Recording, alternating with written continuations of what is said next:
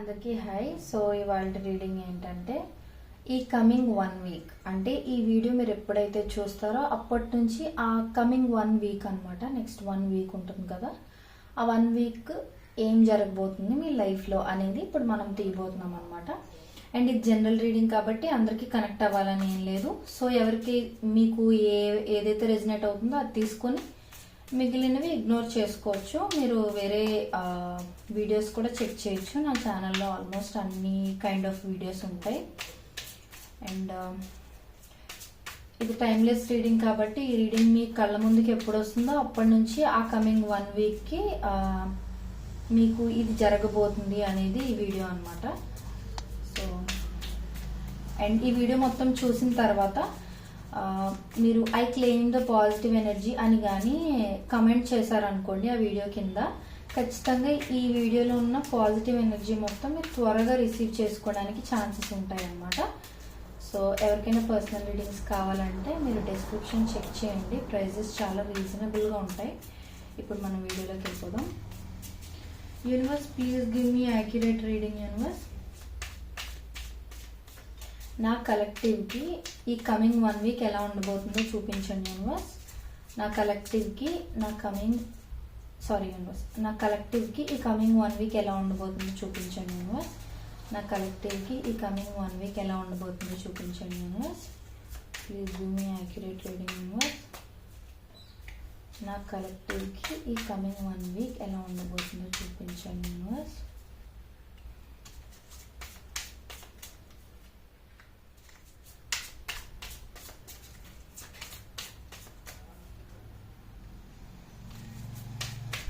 please give me a few more cards. Universe,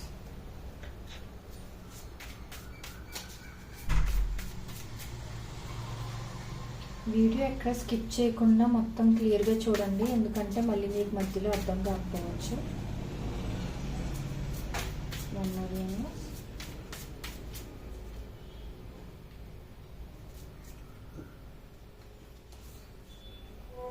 okay okay, so main cards ఇప్పుడు ఏంటో చూద్దాం.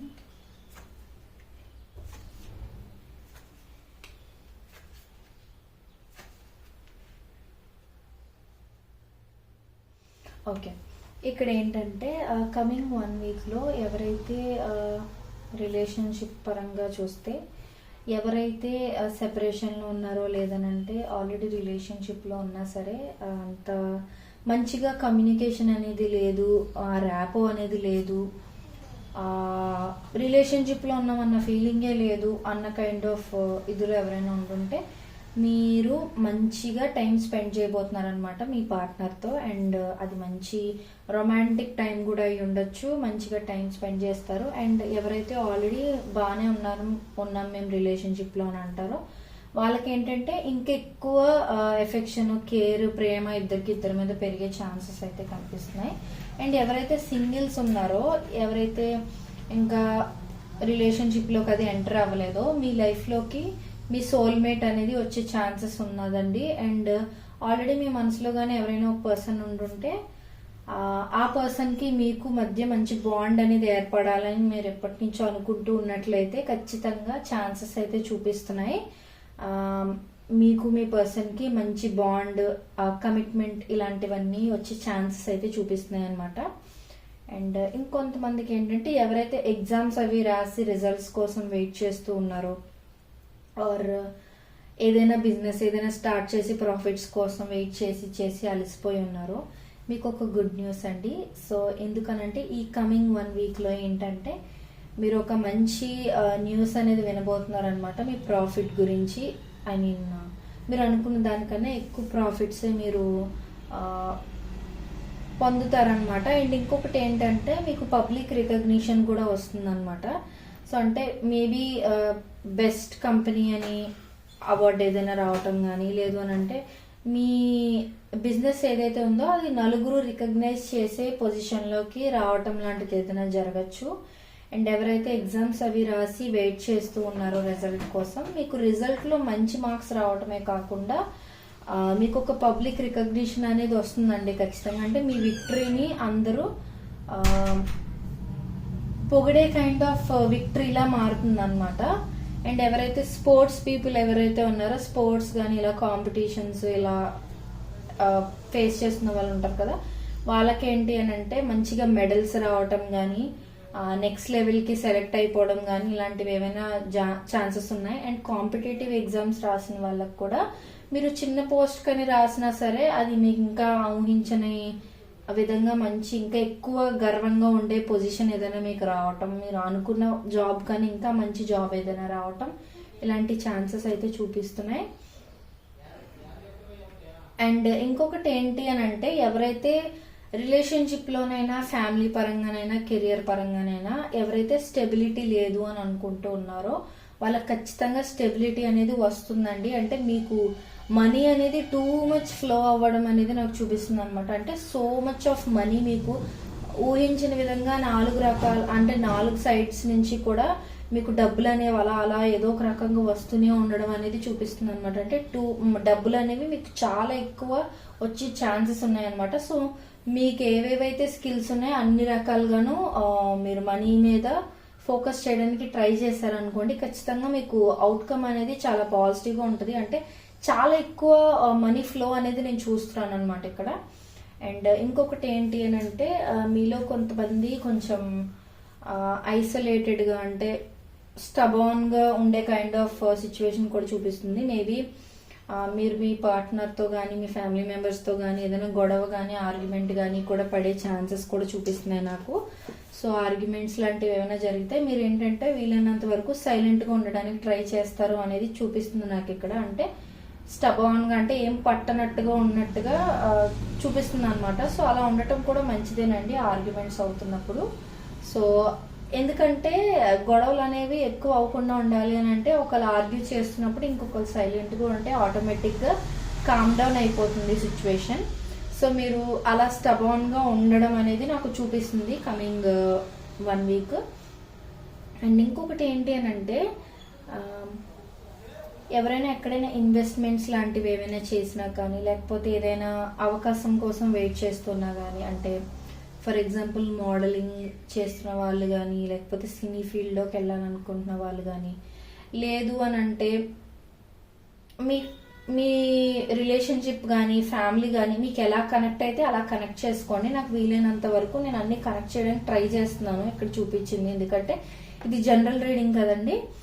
So అదొకటి. అంటే some sort of positive changes అనేవి మీ లైఫ్లోకి రాబోతున్నాయి అనమాట. ఫర్ ఎగ్జాంపుల్ మీకు బాగా అప్పులు ఎక్కువైపోయాయి అనుకోండి, అంటే బాగా ఫినాన్షియల్ ప్రాబ్లమ్స్ ఉండడం, అప్పులు ఎక్కువైపోవడం, అప్పులు వాళ్ళు మిమ్మల్ని త్వరగా అప్పు తీర్చేయమని ప్రెషర్ పెడుతూ ఉండడం, ఇలాంటివి ఏవైనా అవుతున్నా సరే ఏంటి సిచ్యువేషన్ ఇంత వర్స్ట్ అయిపోతుంది రోజు రోజుకి అని ఆలోచించే వాళ్ళు కూడా ఉంటారు కదా. సో ఏంటంటే మీకు అనుకోని విధంగా మీకు వేరే వాళ్ళు ఎవరైనా హెల్ప్ చేసి మీ అప్పులు తీరిపోవడానికి హెల్ప్ చేయడం కానీ, లేదు అని అంటే మీరు ఏదైనా ప్రాపర్టీ ఏదైనా అమ్మడం, లేదు అని అంటే మీరు వేటిలోనైనా ఇన్వెస్ట్ చేసిన మనీ ఎక్కువ గ్రో అయిపోయి మీకున్న అప్పులన్నీ తీరిపోయి అంత ప్రాఫిట్స్ ఇవ్వడం, ఇలాంటిది ఏదైనా చూపిస్తుంది అనమాట. అండ్ కొంతమంది ఏంటంటే ఏమైనా ప్రాపర్టీస్ ఏమైనా అమ్మి అప్పులు తీర్చుదామని అనుకున్నా సరే వాళ్ళకి అమ్మాలనుకున్న ప్రాపర్టీ కూడా త్వరగా అమ్మడం అవ్వకపోవటం, లేకపోతే తక్కువ ప్రైస్ అవతల వాళ్ళు అడగడం, ఇలాంటివన్నీ అవుతుంటాయి కదా. బట్ యాక్చువల్గా ఏంటంటే ఈ కమింగ్ వీక్ మీరు ఏమైనా ప్రాపర్టీస్ అమ్మి అప్పులు అవి తీర్చుకోవాలి అని అనుకున్నా సరే అమ్మచ్చు, ఎందుకంటే మీకు అనుకున్న దానికన్నా ఎక్కువ ప్రాఫిట్స్ వచ్చే ఛాన్సెస్ చూపిస్తున్నాయి అనమాట అమ్మిన దాంట్లో కూడా. అండ్ ఇంకొకటి ఏంటి అని అంటే మీలో ఎవరైనా ఫ్రెషర్స్ కానీ స్టూడెంట్స్ కానీ ఉంటుంటే మీకు చిన్న మనీ ఆఫర్ ఏదైనా రావచ్చండి. అంటే చిన్న ఆపర్చునిటీ ఏదైనా రావటం, లైక్ చిన్న ఇంటర్న్షిప్ ఏదైనా రావటం, ప్రాజెక్ట్ ఏమైనా మీకు రావటం లాంటిది ఏదైనా జరగచ్చు. సో దానివల్ల ఏంటంటే మీరు ఆ ప్రాజెక్ట్ తీసుకుని మంచిగా చేస్తే మీకు కొంచెం అమౌంట్ ఆఫ్ మనీ వచ్చే ఛాన్సెస్ కూడా చూపిస్తున్నాయి అనమాట. సో ఈ కార్డ్స్ అన్ని ఒకరికి కనెక్ట్ అవ్వాలని లేదండి. సో మీకు ఎంతవరకు కనెక్ట్ అవుతుందో అంతవరకు కనెక్ట్ చేసుకోండి, ఫోర్స్ఫుల్గా ఏది కనెక్ట్ చేసుకోవద్దు. అండ్ ఇంకొకటి ఏంటంటే ఎవరైతే సింగిల్స్ ఉన్నారో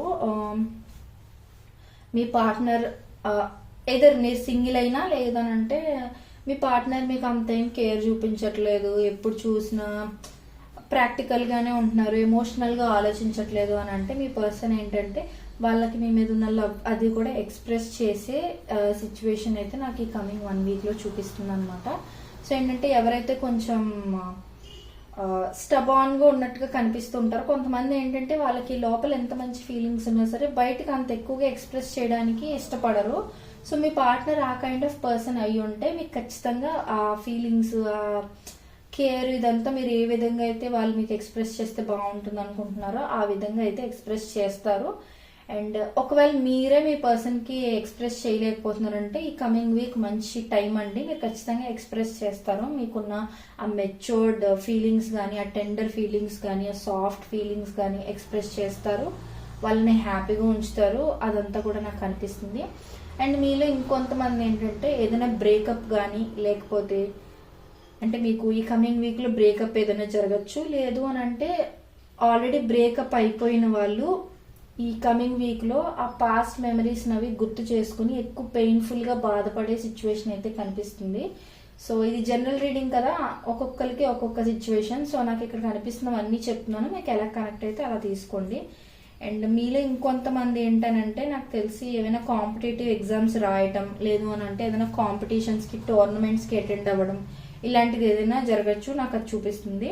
అండ్ హెవీ కాంపిటీషన్ అనేది మీరు ఫేస్ చేసే ఛాన్సెస్ కూడా ఉన్నాయి.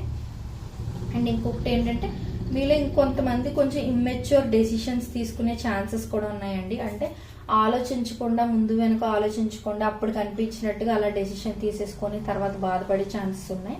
సో మీరు ఎవరైనా ఏదైనా ఇంపార్టెంట్ విషయం గురించి ఏదైనా డెసిషన్ తీసుకోవాలి అని అనుకుంటే మాత్రం మీరు 1కి 2 సార్లు ఆలోచించడం మంచిది. ఎందుకనంటే మీరు ఇమ్మెచ్యూర్గా తీసుకునే డెసిషన్స్ తర్వాత మిమ్మల్ని ఎఫెక్ట్ చేసే ఛాన్సెస్ ఉన్నాయి.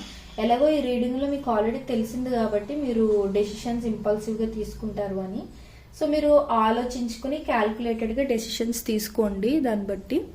అండ్ ఇంకొకటి ఏంటి అంటే మీరేంటంటే